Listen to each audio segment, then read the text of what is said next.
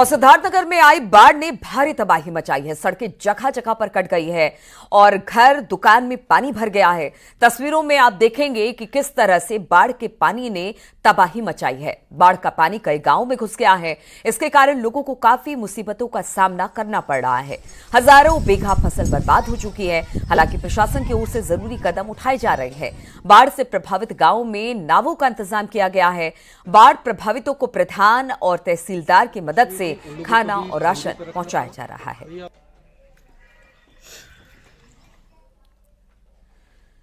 लखीमपुर खीरी में शारदा और घाघरा नदी के जलस्तर में कमी आई है, लेकिन नदियों ने खेतों और घरों का काटान तेज कर दिया है। सैकड़ों एकड़ जमीन इस वक्त जलमग्न दिखाई दे रही है।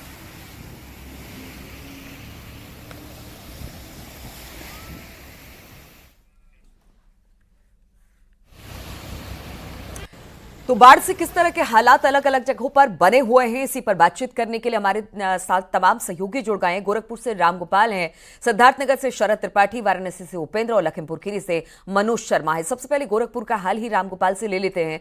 रामगोपाल, किस तरह की स्थिति वहां पर बाढ़ को लेकर है और प्रशासन की तरफ से किस तरह से मदद दी जा रही है लोगों को?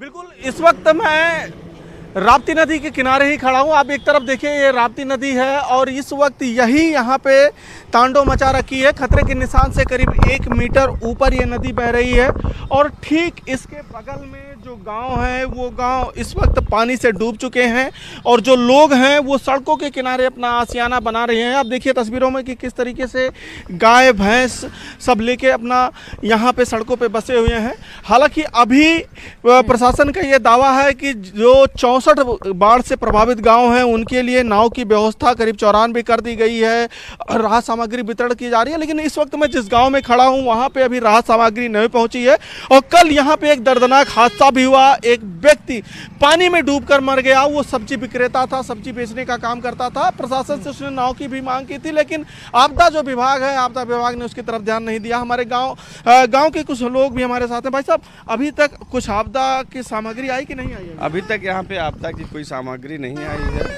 और न ही प्रशासन रुचि दिखा रहा है। अभी प्रशासन रुचि नहीं दिखा रहा है?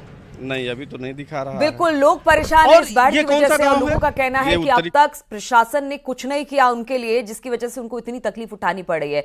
सिद्धार्थनगर से शरद त्रिपाठी भी हमारे साथ हैं। शरद, वहां के हालात के बारे में जरा बताइए कि बाढ़ ने किस तरह से परेशानी खड़ी की हुई है लोगों की।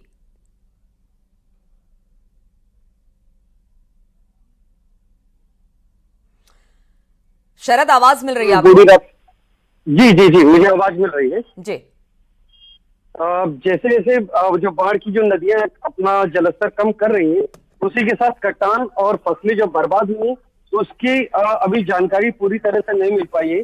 कल जब हम लोग इटवा तहसील के भैसाही गांव में गए थे तो वहां के स्थानीय लोगों ने ये बताया कि 8 दिनों में केवल एक बार राशन मिला और तब से सारे लोग भूखे हैं और बंदे के किनारे रह रहे हैं। अब ऐसे में जो प्रशासन दावा कर रहा है कि हमारे केवल 50 गांव ही महरूम है और 266 गांव प्रभावित हैं, लेकिन जब हम लोगों ने जमीनी स्तर पर गए तो ये आंकड़े लगभग 3.5 लाख की आबादी करीब बाढ़ से प्रभावित है और सैकड़ों एकड़ फसल जमींदोज हो चुकी है। बिल्कुल, तो लोगों तक उस तरह से सुविधाएं मुहैया नहीं हो रही है, कागजों में बातें हो रही है, अधिकारी बात कर रहे हैं, लेकिन बाढ़ प्रभावित इलाकों की स्थिति बहुत अच्छी नहीं है। मुख्यमंत्री योगी आदित्यनाथ भी इसे सुन रहे होंगे, वो लगातार ताकीद भी जो अधिकारी हैं उनको कर रहे हैं, वो भी इस हमारे अभी आप लोगों से जो बातचीत हो रही है उसे सुन रहे होंगे, तो जरूर मदद पहुंचाएंगे। वाराणसी से उपेंद्र द्विवेदी भी हमारे साथ जुड़ गए हैं। उपेंद्र, हालत बहुत खराब है, अधिकारी कह रहे हैं कि बाढ़ प्रभावित इलाकों में जा रहे हैं, वो देख रहे हैं, लेकिन वहां के लोग बता रहे कि ऐसा कुछ नहीं है। वाराणसी में क्या हालात है?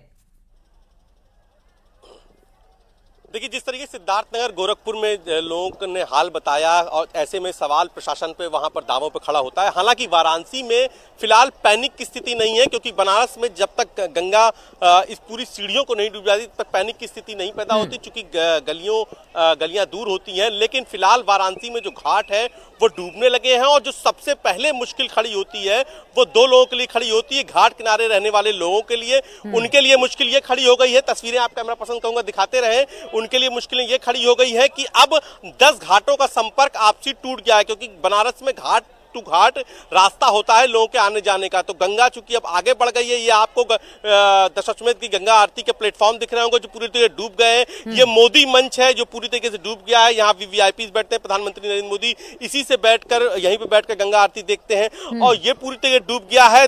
मणिकर्णिका घाट, हरिश्चंद्र घाट पे शवदाह में दिक्कत आ रही है और जो तीसरी बड़ी दिक्कत है वो इन नावकों बिल्कुल, तो यानी कि अभी बहुत ऊपर तक पानी नहीं चढ़ा है, लेकिन फिर भी स्थिति वहां पर भी बहुत बेहतर नहीं है। अगर थोड़ी बारिश और होती है या पानी छोड़ा जाता है, गंगा का जलस्तर बढ़ता है, तो शायद वाराणसी के घाट पूरी तरह से डूब जाएंगे। वो पिक्चर भी पिछले साल हमने देखी है। लखीमपुर खीरी से मनोज शर्मा है। मनोज, लखीमपुर खीरी के भी हालात बहुत बेहतर नहीं है, लोग क्या कह रहे हैं? प्रशासनिक मदद मिल पा रही है क्या? बिल्कुल, लखीमपुर खीरी में बाढ़ का 10वां दिन है, लेकिन लखीमपुर खीरी जिले के लिए अब एक राहत भरी खबर है कि बनबेसा बैराज से जो नदियों में शारदा और घाघरा नदी में जो पानी आ रहा था उसका डिस्चार्ज लेवल कम हो गया है। वो अब 35,000 क्यूसेक पे चल रहा था, जहां 3 लाख 4 लाख के और 2 लाख से ऊपर रह रहा था, अब वो 35,000 पे आ गया है।